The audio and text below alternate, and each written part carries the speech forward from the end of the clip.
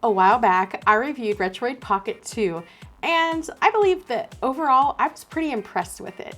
But Retroid Pocket 3 has made its debut, and of course, I wanted to get my hands on it so I could see if there really was much of a difference and if it was worth the upgrade. Hi, my name is Amy Vishwanatha, and you are watching Techie Housewife.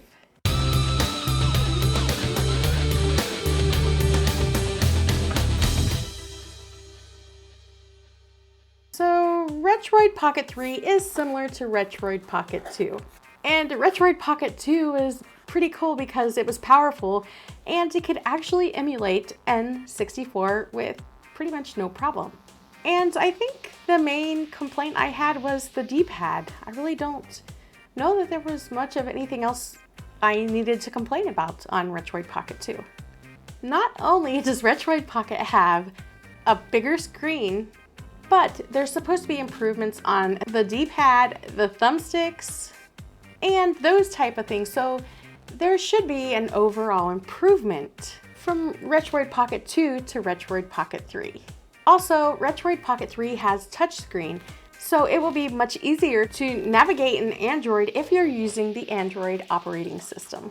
Now, if you're upgrading from 2 to 3, you should see a pretty significant, at least I hope so, a pretty significant difference.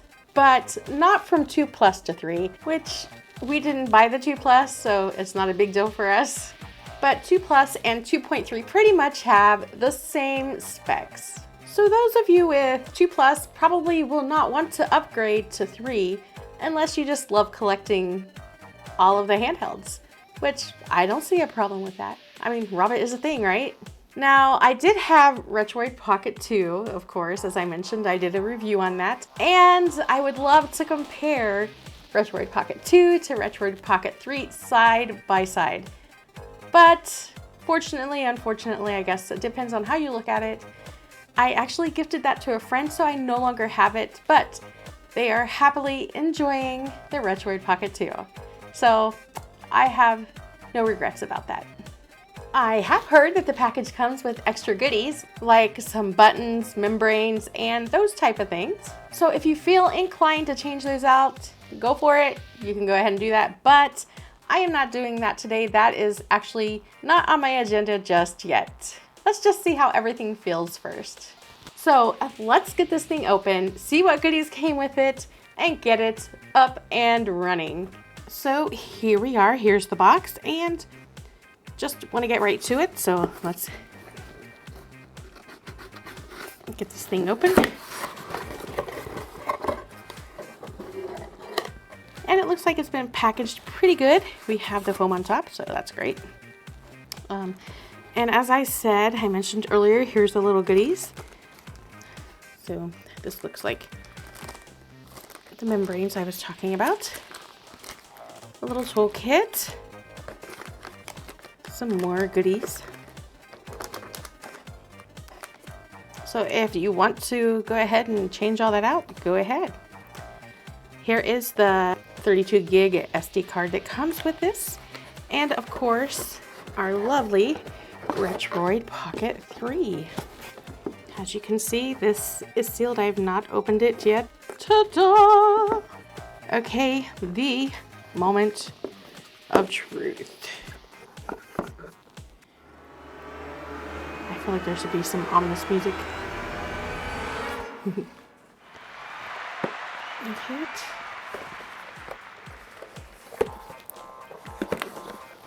This is a really nice way to package it. I like that. Nothing will fall out in front of you when you package it this way. So pretty cool.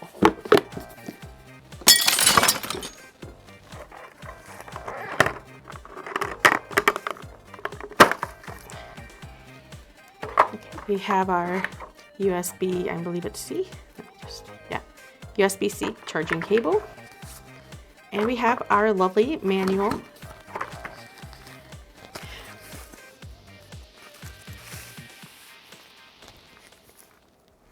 Oh, nice. It comes with a screen protector.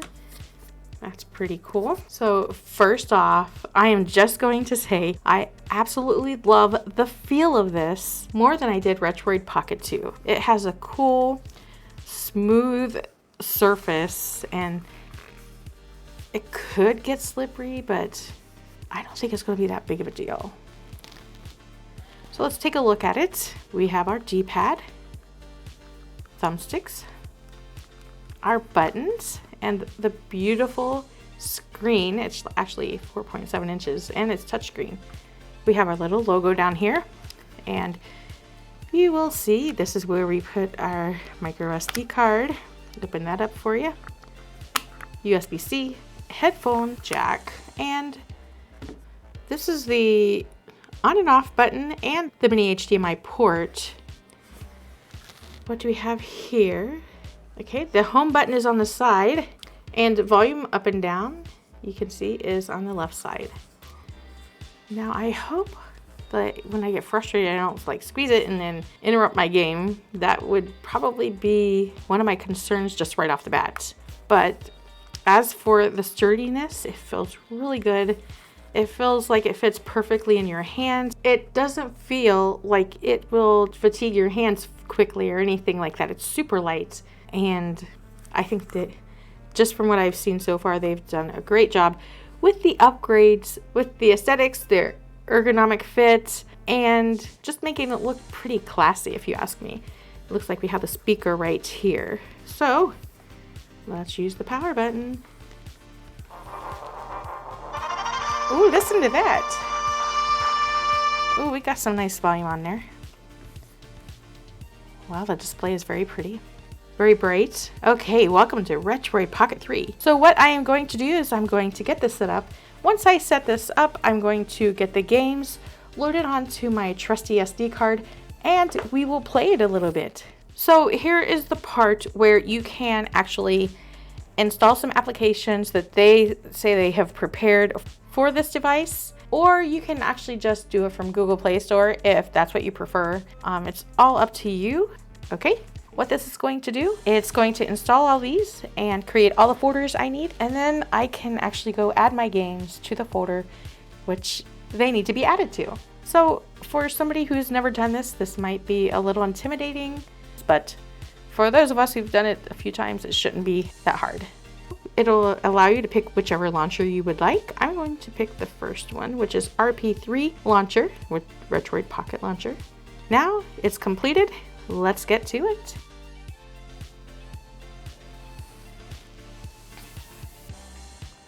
So here are my applications. What it does is allow me to go through and add whichever ones I want. And ta-da! Look how pretty it looks. And I really like this touchscreen. It makes life much easier for this. Right now, I'm going to go get my games installed on my card and come back, and we will play. For you, that's just going to be 1 second. For me, it's going to take a little bit longer, but I'll be back soon.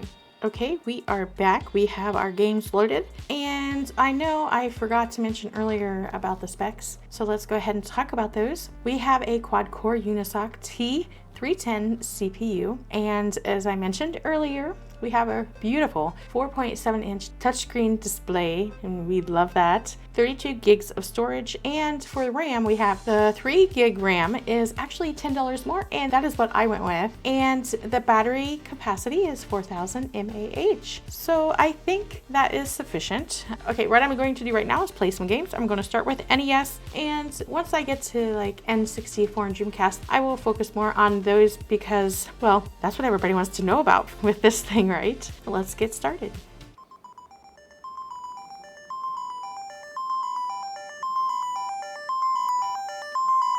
Listen to the volume on this. Sounds wonderful. Actually, there's no crackling, there's no distortion, and it sounds very classic. And the volume is great. I mean, you can hear it clearly. So I like that. I really don't think I like having the start and select button on top. It's very awkward, and I've already hit it numerous times just in general trying to maneuver my way around. So far, the power button has not been a problem, but we will see what happens.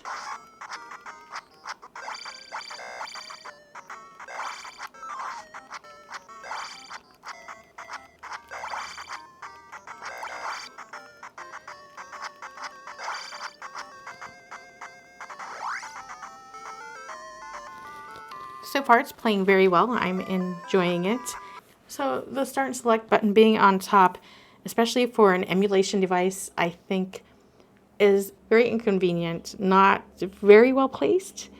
So far I think that's my only complaint for this. It feels good, it feels sleek, very solid. It doesn't feel like it's going to break, very easy. I think it's a well put together device, and it doesn't seem like they skimped on any of the materials. The buttons feel decent and the D-pad feels okay. I've not had any issues so far, which I've played one game. My husband did play it for a bit after he did get the games installed, and he really enjoyed it. If you notice my hand trying to hit that and miss the trigger buttons because I don't want to do anything else. I don't want to mess anything else up or cause anything else to open. I wish they would not have had those there, honestly. So far I played it and I didn't have a problem with the power button or the volume button. So those I think should be okay where they are.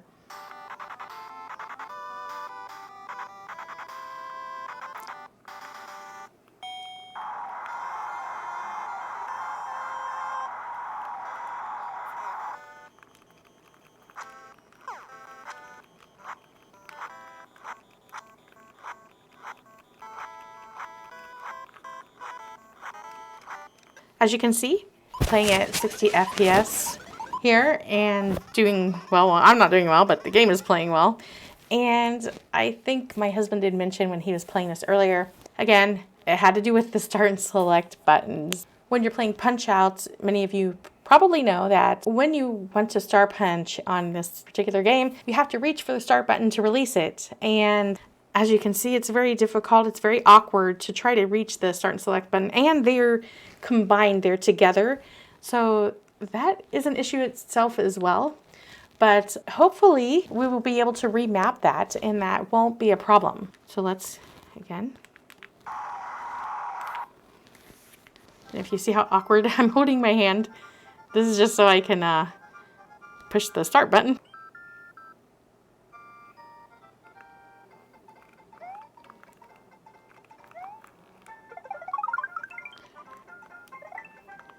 So far, so good. It's working great. I'm not having any issues. It seems very responsive. Working very well.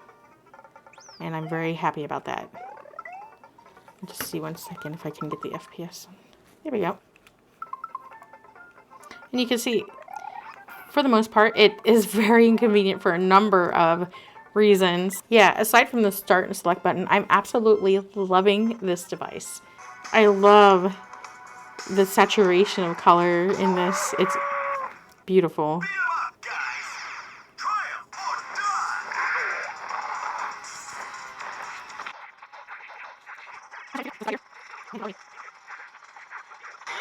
Look at the colors. They're popping off the screen. They're very crisp. Here we go. And look how beautiful this looks. I'm so happy. Are we ready?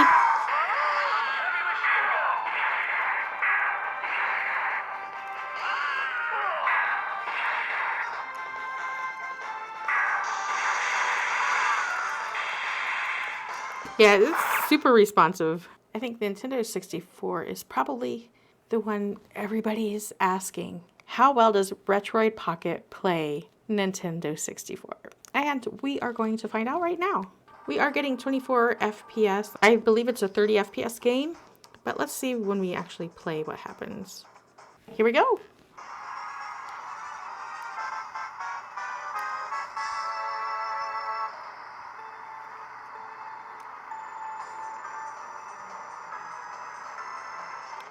We're getting 30 FPS, which is really great for this. And if you listen, the music is not distorted. And it's pretty clear, actually, for this. And I know from experience on emulating, whoopsie, on other devices, usually it's very distorted and the screen kind of gives issues. But this is really, it's going fast, it's not slow. And let's see. Ha! And we are staying at 30 FPS, just make note of that. I'm very pleased with this. I'm not saying I'm surprised because the experience has been that Retroid Pocket is pretty awesome. Should I play all the way? Can I stay in first while I make it to the end? And the thumbstick is working great. I should probably mention that I'm not having any issues. It actually has a great tension to where I just move it a tad bit and it goes for me. It's not sticking. So far, none of the buttons are sticking, and even the D-pad isn't. And look at me, I came in first place. And this is another one. I believe it's made at 30 FPS. So if we get that, we are doing great. This device is having no issue so far. So let's get on with it. Just to get another idea of sound. No distortion.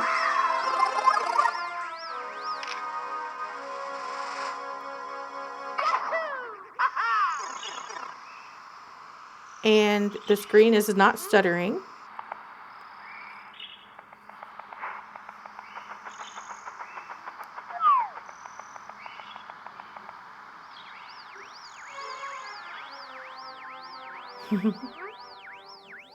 And if you listen to it, what a huge difference playing on this device and other handheld emulation devices. Some of them just do not want to play this game.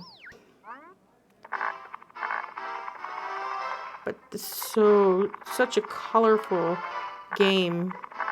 I've found very few handhelds that are so responsive with Super Mario 64, and I'm very impressed with this. Just saying. And we are pretty much keeping up there between 28 and 30 FPS, which is excellent. Let's just take a look and see.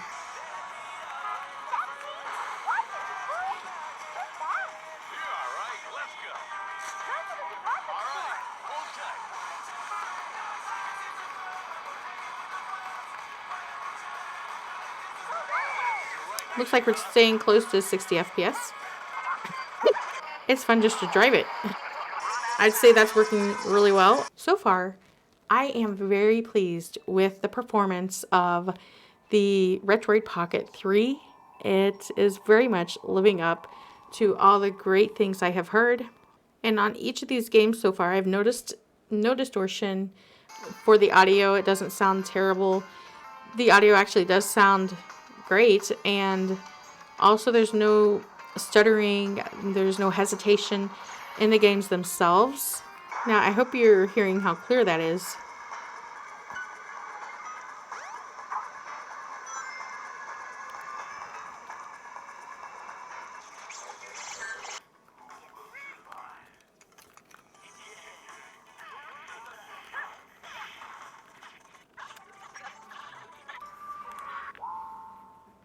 If you see, we are playing at 60 FPS.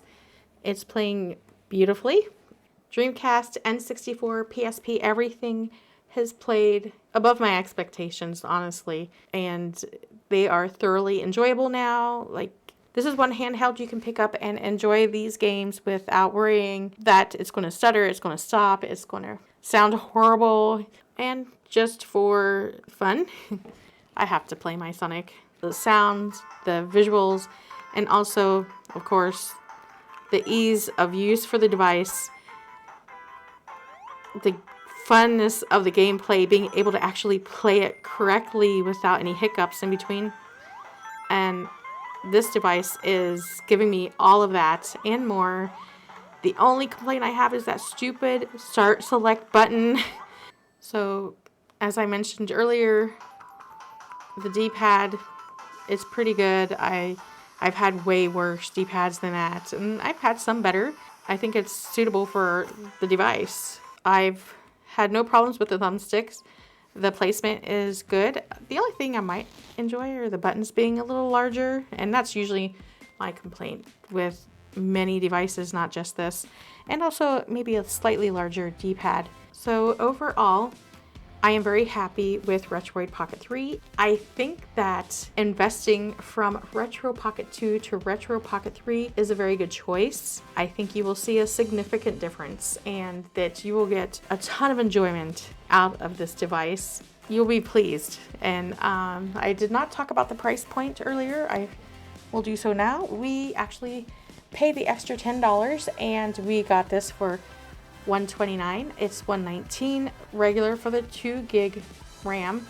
We went for the 3 gig, and I think for what it is, what it does, the potential it can have as a device, that the price point is excellent, actually. And it makes me very happy to see a company actually doing this, putting a device out at this price and making it so everyone can pretty much afford a great device. I mean, that's every retro gamer's dream, is to have a device that can play all these games well, especially the N64, the PSP, the Dreamcast, and I'm hoping to actually at some point try some higher end emulation like PS2, GameCube, etc.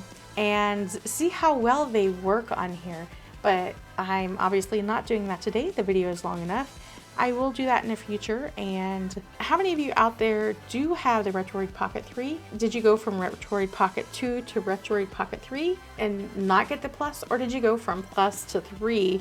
And what are your thoughts on that? Because I think most people who go from Plus to 3 may be slightly disappointed because it's basically the same.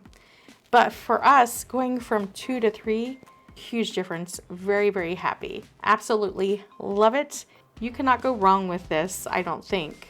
And hopefully in the future, when the next device comes out, Retroid Pocket will find a different place to stick the start and select button, and maybe even the power and the volume as well. Other than that, it's awesome. That is all I have for today. Thank you for joining me. If you like the video, please hit like. You can also subscribe. Also, don't forget to share this with your friends. And as always, have a game-tastic day.